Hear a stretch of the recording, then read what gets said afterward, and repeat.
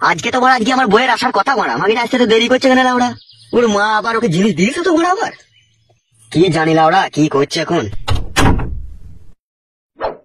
এসো জানো মা, তোমার জন্য আমি এতক্ষণ অপেক্ষা করছিলাম, এসো। তোমার মা কিছু বলছিল নাকি জিনিসের জন্য? মা আবার কি বলবে, মা জিজ্ঞেস করছিল যে জিনিস নিয়ে জামাই কি করবে তাই বলছিল। তোমার মা আবার এইসব গাড় পাকামো কথা জিজ্ঞেস করছে কেন? জিনিস দিয়ে কি করবে না করবে, আমার জিনিস আমি কি করবো না করবো সেটা আমি বুঝবো, তোমার মায়ের আবার তো গাড় পাকামো কিসের? তা বলো জিনিসটা নিয়ে কি করবে সেটা তো বলো, মায়ের বাড়ি থেকে তো নিয়ে এলাম, এবার তো বলো কি করবে। তোর মায়ের মতো খুব কথা শিখে গেছিস, লাইলো আমাকে মার বকুনি আবার। তাহলে তুমি বলবে না জিনিস দুটো নিয়ে কি করবে? দুটো বিদেশি পাটি ছাগল কিনবো, দুটো ছাগলে যেন 1.5 কেজি করে 3 কেজি দুধ দেয় প্রত্যেকদিন। তুই 1.5 কেজি দুধ খাবি, আমি 1.5 কেজি দুধ খাবো, সেই জন্য জিনিসটা বন্দুক দিয়ে আমি ছাগল কিনবো। বুঝতে নিশ্চয় পেরেছিস বড়া, আর জিজ্ঞেস করবি না ঠিক আছে? এই কানের জিনিস দুটো নিয়ে আমি কি করবো লাউড়া। এখন যা গিন্নি রান্না ফান্না করগা, আমি দেখে আসি ছাগল দুটো কোন কোথা বাঁধা আছে।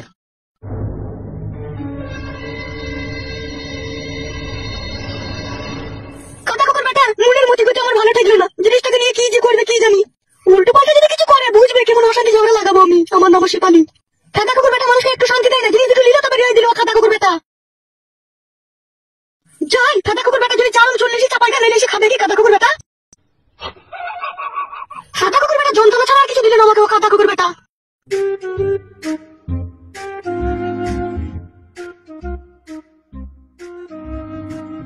পটাই কাকা, ও পটাই কাকা। এই আমি কাকা ফুটো। দাঁড়া দাঁড়া আসছি।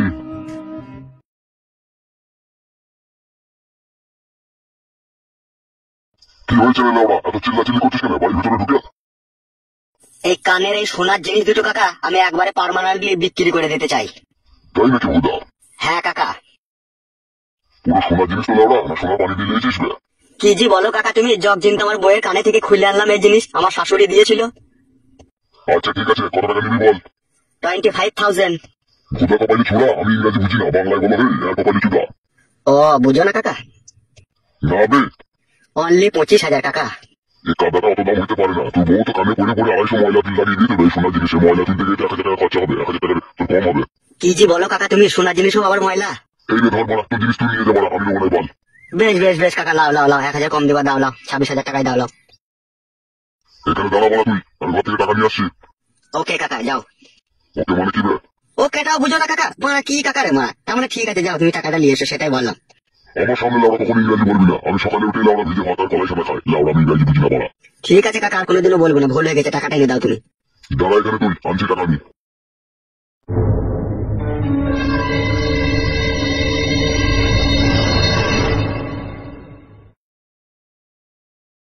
এই নে কাদা ধর, পুরো 26,000 টাকা আছে, গুলিলে পরে এসে বলে গেছে আমার কম আছে। দাও কাকা, তোমাকে আমি বিশ্বাস করি, তোমাকে আবার এইসব কথা আমি কখন এসে বলতে পারি থাপা লোক, দাও। আর তোর বইয়ের কানে জিনিস বিক্রি করে দিলি, আর তোমরা টাকা দিয়ে তুই কি করবে কি বে? সে আর তোমাকে শুনতে হবে না কাকা, কি করবো না করবো। ঠিক আছে লাউড়া, বলতে হবে না, কিন্তু পরে এসে আর কিন্তু জিনিস কিন্তু ফেরত পাবি না বলে দিলাম তোকে আমি। ওকে বস, আর ফেরত দিতে হবে না। আবার ইংরাজি লাউড়া ছিল, তোকে মনে করলাম না লাগবে। গলতি हो गई কাকা, সরি।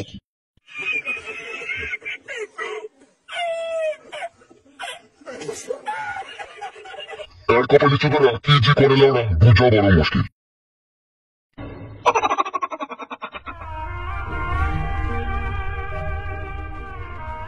কি ব্যাপার কি জান, তোমার এই অবস্থা কি করে হলো শোনা?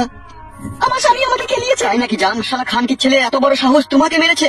এই দেখো জান, আমার বইয়ের কানের জিনিস বন্দুক দিয়ে তোমার জন্য আমি মোবাইল কিনে এনেছি। আমার আর মোবাইল দরকার নেই, মোবাইল তুমি তোমার কাছে রাখো। কেন আমার জান, তুমি মোবাইল নেবে না কেন? তুমি তো বলেছিলে মোবাইল নেবো। তখন বলেছিলাম, তখন বুঝতে পারিনি আমার সংসারের মধ্যে এরকম অশান্তি ঝগড়া হবে। তখন আমি ভেবেছিলাম যে ফোনটাকে নিয়ে আমি তোমার সাথে পার্সোনাল ভাবে কথা বলবো, কিন্তু এরকম ঝগড়া অশান্তি হবে আমি তো কখনো ভাবতে পারিনি। ফুটো, তুমি যদি সত্যি মনে প্রাণে আমাকে ভালোবেসে থাকো তাহলে তুমি আমাকে বিয়ে করে নাও। আমি আর আমার বুড়ো ভাতারের ভাত আর খাবো না, ওর ভাত খেতে গিয়ে আমার জীবন চলে পড়ে যাচ্ছে। কি হয়েছে তুমি আমাকে খুলে বলো তো। যেদিনকে তুমি আমার সাথে দেখা করতে যাও আমাদের বাড়িতে, আমার স্বামী তো চলে এলো, দুজনকে একসাথে এক জায়গায় দেখলো। তারপরে ওখান থেকে তুমি চলে আসার পরে আমার স্বামী আমাকে ঘরের ভিতরে গিয়ে খুব খেলিয়েছে, এত খেলিয়েছে আমার মাথার চুলগুলোকে টেনেছে রে, কি আর বলবো। সবার ছোট ছোট চুল ছিঁড়ে আমার ইয়াই দেয়নি, ঘরের ভিতরে গিয়ে সে কি নোংরামো করে আমাকে যা তা ভাবে করলো। চিট করে কাজ করে যেমন তেমন করে করার পরে বলছে, খানকি মাগি তোর খুব রস উঠেছে, তো পরে ছেলের সাথে থাকবি, কত বাড়ানি তোর, কত বাড়ালিও শখ হয়ে দিলে আমি তোকে উল্টো পাল্টা করে দেবো। সে যেমন তেমন করে যা তা করে বলে আমার একদম সচেতন পুড়িয়ে দিল। আমি ওর উপরে সেটা সংসার করবো না, তুমি যদি আমাকে ভালোবেসে থাকো তাহলে নিয়ে পালিয়ে চলো। শালা খানকির ছেলে বুড়ো চুদার এত বড় সাহস আমার ভালোবাসার মানুষকে নিয়ে উল্টো পাল্টা কাজ করেছে। গুদমারানির ছেলেকে ইচ্ছা হচ্ছে যে এখন আমি গুলি করে দিই। শোনো ফুটো, কাউকে গুলি করতে হবে না, তুমি যদি আমাকে ভালোবেসে থাকো তাহলে নিয়ে পালিয়ে চলো, আমি এইসব ঝুট ঝামেলার মধ্যে জড়াতে চাই না। শোনো জান, আমি তোমাকে নিয়ে গ্রাম থেকে চলে যাব, ঠিক আছে, কিন্তু আমি যেখানে থাকবো তোমাকেও গিয়ে কিন্তু সেখানে থাকতে হবে। তুমি তো বুঝতেই পারছো আমি গ্রাম থেকে তোমাকে নিয়ে চলে গেলে আর আমি গ্রাম ঢুকতে পারবো না। কেন গ্রাম ঢুকতে পারবে না তুমি? ঢুকতে পারবো, কিন্তু এখন সঙ্গে সঙ্গে ঢুকতে পারবো না, 2-6 মাস কেটে যাওয়ার পরে তখন আমি ঢুকতে পারবো। ঠিক আছে তাই হবে, 2-6 মাস পরে আসবো, তা কি আছে। শোনো জান, কালকে রাত্রির 9টার সময় ভাটপাড়ার গলিতে, ঠিক আছে, আমি তোমার জন্য ওখানে অপেক্ষা করব, তুমি চলে আসবে, ঠিক আছে।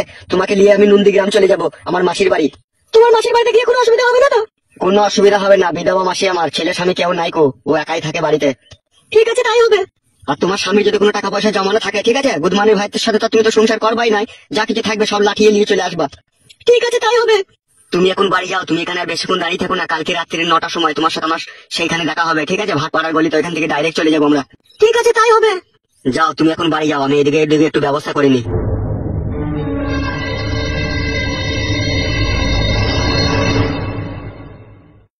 লাউড়া আর দেরি করলে হবে না, এই মোবাইলটাকে বিক্রি করে কিছু টাকা ব্যবস্থা করে আমাকে পালাতে হবে। দেখি বাড়া এই মোবাইলটা কাকে বিক্রি করতে পারি। বুঝলে নান্টুদা, আমার আরব যাওয়ার ভিসা হয়ে গেল। সে কি কথা রে, তোর পাসপোর্ট ছাড়াই ভিসা হয়ে গেল?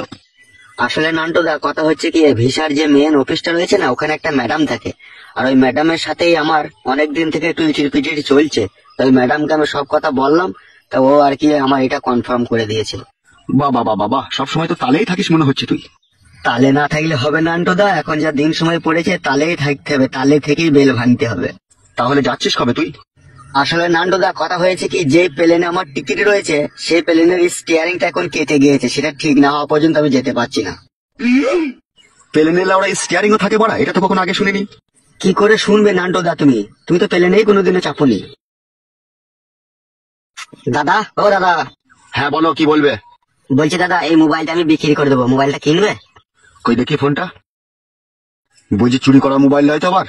কি যে বলেন দাদা আপনি, এটা আমার বড় দুঃখের মোবাইল গো দাদা, এটা চুরি করা মোবাইল বলছেন আপনি? আচ্ছা ঠিক আছে, কত দাম দিতে হবে বলো? 19,999 টাকায় কিনেছি। এবার তুমি বলো কত দিবে তুমি? আমি আর কত দেবো? 1000-10 টাকা দেবো। দাদা বিপদের সময় মোবাইলটা বিক্রি করছি গো, 10,000 টাকা দিও না, 15,000 টাকা করে দাও। না না না, আমি দিতে পারবো না। নাও নাও, তোমার ফোন ধরো। আচ্ছা ঠিক আছে, তাহলে 12,000 টাকা দাও দাদা। 10,000 টাকাই দেবো, দিতে হলে দাও, না দিতে হলে নিয়ে যাও। বড়া মোবাইলটা যদি না বিক্রি করে মাগিটাকে নিয়ে পালাবো, তাহলে তো আমার কাছে টাকাও না, এখন কি করবো বড়া? কি ভাবছো দাদা, দিবে কি দিবে না বলো? কি আর করবো দাদা, মোবাইলটা না বিক্রি করবো, আমার উপায় নাই গো, দাও টাকাটা দাও। এই নাও ধরো, টাকাটা ধরো। বুঝি মোবাইলটা যে কিনলাম তোমার কাছে, আমি পরে কোনো সমস্যা হবে না তো আমার আবার? কি যে বলেন দাদা আপনি, সমস্যা কিসের জন্য হবে? আপনি বিন্দা চালান, নতুন মোবাইল, কোনো অসুবিধা নাই। আচ্ছা ঠিক আছে দাদা, তোমার বাড়িটা কোন জায়গায় একটু বলে দাও, যদি সমস্যা হয় তোমার কাছে যাবো আমি। চিটফান পাড়ার উল্টো পাড়ার খালে বাঁ দিকে গিয়ে ডান দিকে কুল গাছের ঘোড়াতেই আমার বাড়ি। দাদা তোমার কথাবার্তা তো মনে হচ্ছে তুমি আমার সাথে চিট করছো। তোমাদের সাথে চিট করিনি দাদা, চিট করছে আমার বইয়ের সাথে, জানি না আমার মরণের পরে কি হবে। কোনো অসুবিধা নাই গো দাদা, তোমরা মোবাইলটা বিন্দা চালাও, ঠিক আছে, এটা আমি নিজের টাকা দিয়ে মোবাইলটা কিনে এনেছি, এখন আমি বিপদে পড়লাম তাই তোমাদেরকে বিক্রি করলাম, ওইসব নিয়ে কোনো চাপ নেই, বুঝতে পেরেছো তো দাদা? চালাও মোবাইল। ঠিক আছে, বিশ্বাস করলাম তোমাকে। তাহলে দাদা আমি এখন আসি, হ্যাঁ? আচ্ছা ঠিক আছে, যাও। লেওড়া কিছু না বুঝে না শুনে মোবাইলটা হুট করে কিনে নিলি, যদি চুরির মোবাইল হয় তাহলে তো ফেসে যাবি বে তো। এতে আবার ফাঁসা ফাঁসির কি আছে রে বন্ধু? তুই তো সাক্ষী আছিস, আমি মোবাইলটা কেনার সময় তুই তো মেন সাক্ষী, তুই সাক্ষী দিলেই হবে। আমি তো সাক্ষী দেবই বড়া, কই দেখি কি মোবাইল কিনলি।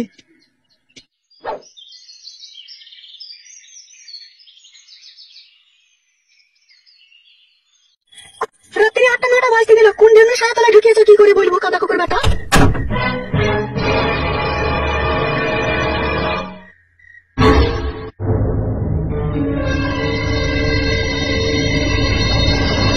কি গো, তুমি রাত্রে বাড়ি ঢুকে আমার ব্যাংকে মোবাইল দিয়ে দিলে, কোথায় যাবে কোথা তুমি? শুনতে পেয়েছো নাকি তুমি কি বলছি আমি? হ্যাঁ লাউড়া বল, কি বলবি? তুমি এই মাত্র বাড়ি ঢুকলে, বাড়ি ঢুকে আমার ব্যাংকে মোবাইল দিলে, তুমি কোথায় যাবে কোথায় বলো আমাকে? মাং মারা নি সুদ ফুড়ে একটু গান হয়েছে, আমি গান শুনে চলে আসবো রাত 12টার সময়। সব জিনিসে বানাও তো কই পথ করিস কেন মারা, আর তো অবিশ্বাস করিস কেন তুই? তার নতুন জামা প্যান্ট পরে তুমি একটু গান শুনতে যাবে? লুঙ্গি পরে গান শুনতে গেলে লেওড়া অশান্তি আছে, স্টেজের ভিতরে কোনো মারামারি দাঙ্গা ফাতাল লেগে যাবে, যদি বুম চার্জ হয়ে যায় মানে আমাকে ছুটে পালিয়ে আসতে হবে না, ওই জন্য সেফটি হয়ে গেলাম প্যান্ট জামা পরে। তুমি কি যে করছো, আমার মাথায় কিছু ঢুকছে না। মায়ের কাছ থেকে সোনার জিনিস এনে দিলাম, সোনার জিনিসটা লিখে কাকে দিয়ে দিতে বলছো পরশুদিন ছাগল দিবে, তোমাকে নিয়ে আমার খুব জ্বালা হচ্ছে। ও হলো কেলা যদি মাগি ছাগলটার বায়না হয়ে গিয়েছে, আর ছাগলটা আমি যখন হাতে নিই তখন দেখলাম ছাগলটা কাশছে, ছাগলটা নিমোনিয়া হয়েছে। আর আমি এই মুহূর্তে যদি ছাগলটা বাড়ি নিয়ে আসি, ছাগলটা যদি মরে যায় তাহলে তো আমার লোকসান হলো। ওই জন্য আমি বললাম যে তুই ছাগলটাকে ডাক্তার ফাক্তার দেখিয়ে ঠিক করে দে, যে আমি এসে নিয়ে যাবো। বাল আমার কবার বলবো তোকে, আমার একটা কথা বুঝি না কেন লাউড়া? তুই সব বুঝি আমি। বাল বুঝিস তো, কিছুই বুঝিস না। শুন বড়া, এখন আমি গান মান শুনবো, ঠিক আছে? রাত 12টা একটা হয়ে যেতে পারে আমার ফিরে আসতে। তুই লাউড়া খাওয়া দাওয়া করে শুয়ে পড়বি, বুঝতে পেরেছিস তো? কেন অত রাত করে গান শোনার দরকার কি আছে তোমার? একটুখানি শুনে দিয়ে চলে আসবে তুমি। লাউড়া একটুখানি গান শুনে আবার আসা হয়? গেছি যখন পুরোপুরি গানটা শুনেই তবে আসবো লাউড়া। আর তোর অত চিন্তা কি লাউড়া? ঘরে ফ্যান চলছে, ওইদিকে জানলা দরজা লাগিয়ে দে না কাদা। ঘরের ভিতরে হাইড্রোলিক খাট আছে, উড় করে শুয়ে পড় লাউড়া। আমি ঠিক চলে আসবো, আমার জন্য ভাবতে হবে না। তুমি যতক্ষণ না আসবে ততক্ষণ আমি জেগে থাকবো। তাড়াতাড়ি আসবে বলে দিলাম তোমাকে আমি। কি ভাবছো কি তুমি আবার গান শুনতে যাবে? তা বাল আমার জন্য জেগে থাকতে হবে না, তুই ঘুমিয়ে পড়। আমি যখন গান শুনে বাড়ি ফিরবো তখনই দরজা এসে খটাম খটাম করে বাড়ি মারবো, আর তখন তুই বুঝতে পেরে যাবে আমি এসেছি। তখনই লাউড়া দরজাটা খুলবি, ঠিক আছে? খুব বকালি বড়, আর বকাই না, তুই থাক, আমি চললাম।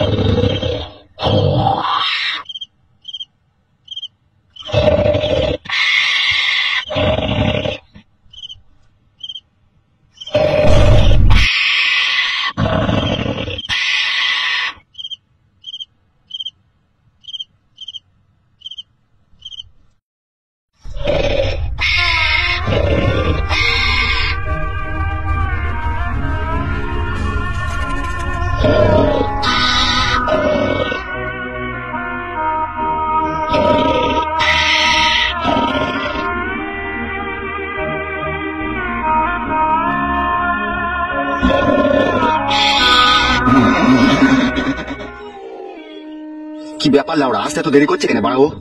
ওর স্বামী আবার ধরে ফেললো না তো বড়া? এসো জান, আমি তখন থেকেই তোমার জন্যই অপেক্ষা করছি। এসো, চলো জান, আর দেরি করো না। ফুটো, তোমাকে আমি একটা কথা বলবো। ফুটো, বলো আমার সোনার ময়না পাখি, বলো কি বলবে? আমি রাতের অন্ধকারে স্বামীর ঘর ছেড়ে দিলাম তোমাকে ভালোবেসে। তুমি আমাকে কখনো কোনোদিনও কষ্ট দেবে না তো ফুটো? না জান, এই বুকের ভেতরে যতদিন প্রাণ থাকবে ততদিন তোমার হাত ছাড়বো না জান। তোমাকে ভালোবেসে আপন করে আমার বুকে রেখে দেবো সোনা। তোমার ভালোবাসায় যেন সত্যি হয় ফুটো। আমিও তোমাকে সারা জীবন কাটাতে ভালোবেসে তোমার সাথে জীবন কাটাতে চাই ফুটো। কোনো চিন্তা করো না আমার সোনার ময়না পাখি, চলো, ট্রেনের সময় হয়ে যাচ্ছে। চলো।